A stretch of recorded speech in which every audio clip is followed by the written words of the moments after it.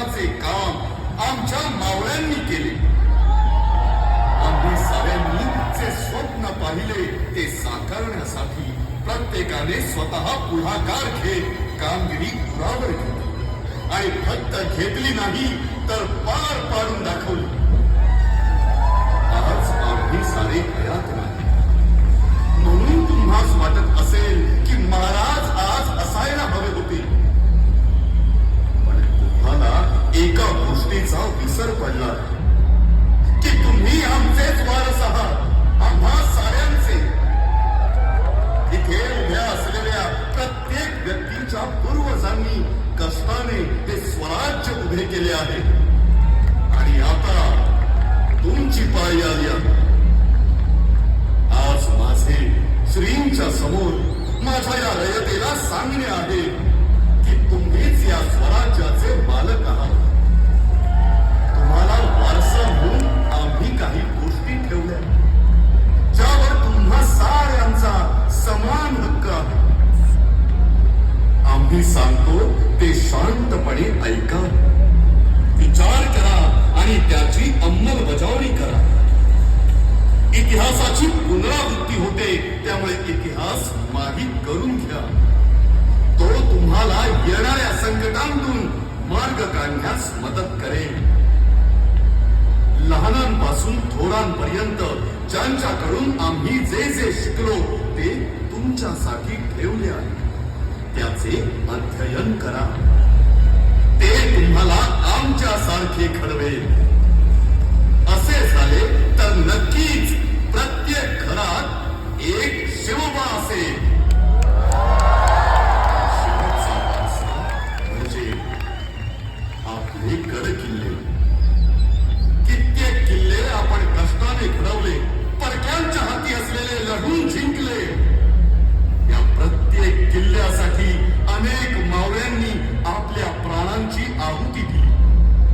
तेव्हा कुठे हे किल्ले आपल्याकडे आले आणि स्वराज्य स्थापन झाले.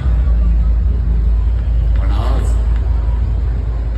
आज त्याच किल्ल्यांची दयनीय अवस्था बघवत नाही. आमच्या काळात प्रत्येक किल्ला स्वतंत्र असा मावळा म्हणून खंबीरपणे परक्यांची झुंज देत होता. त्याच्या ताकदीने आपल्या मुठभर मावळ्यांनी हजारोंच्या सैन्याला धुळीत मिळवलं होतं. पण आज तेच खंबीर किल्ले ढासळताय, धुळीत मिसळताय.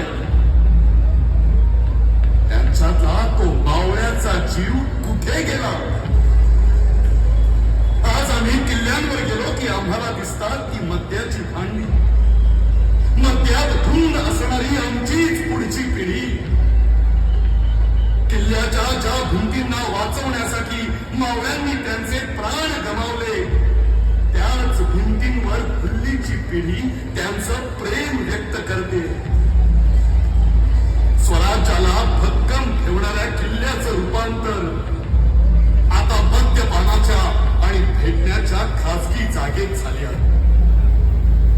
हे थांबायला हवं. जसं रयतेवर होणाऱ्या अत्याचारांना थांबवण्यासाठी आम्ही लढलो, तसे आमच्या मेहनतीला जपून ठेवण्यासाठी तुम्ही लढावं असं आम्हास वाटतं. लढाई म्हणजे हत्यारांची आणि सत्तेची नव्हे, तर लढाई विचारांची. आपल्या इतिहासाबद्दल आधी आपल्याला आणि नंतर साऱ्या जगाला माहीत असावं. लढाई कष्टाची. जसे आम्ही साऱ्यांना एकत्र घेतले आणि आमच्या मावळ्यांनी पुढे अक्के पार स्वराज्याचा झेंडा फडकवला, तसेच तुम्हीही एकमेकास सहाय्य करून प्रगती करत आपल्या प्रांताचा झेंडा साऱ्या जगभर फडकवावा. आणि शेवटची लढाई वारसा हक्काची. हा प्रांत, हे किल्ले, हा निसर्ग तुमचा आहे आणि याच्या संरक्षणासाठी तुम्ही शक्य ते सारे प्रयत्न करावे.